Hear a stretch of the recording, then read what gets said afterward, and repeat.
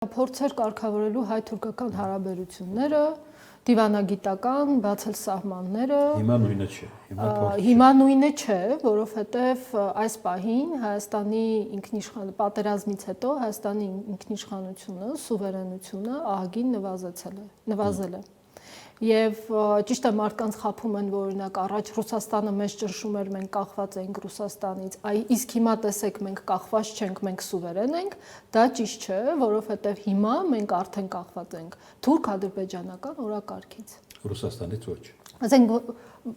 այդ իմաստով այս պահին ոչ։ Եթե մենք օրինակ, չգիտեմ, ԱՄՆ-ի հետ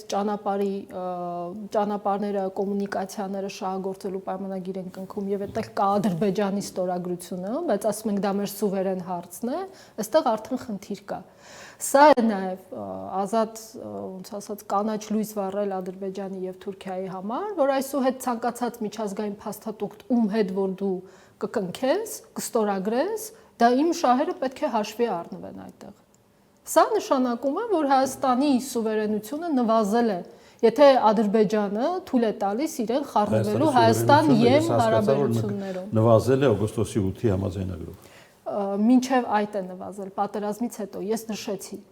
որովհետև մենք ամբողջությամբ մենք ունենք իշխանություն, որը չկրակելու պայմանով ամբողջությամբ մտել է թուրք-ադրբեջանական օրակարգի տակ։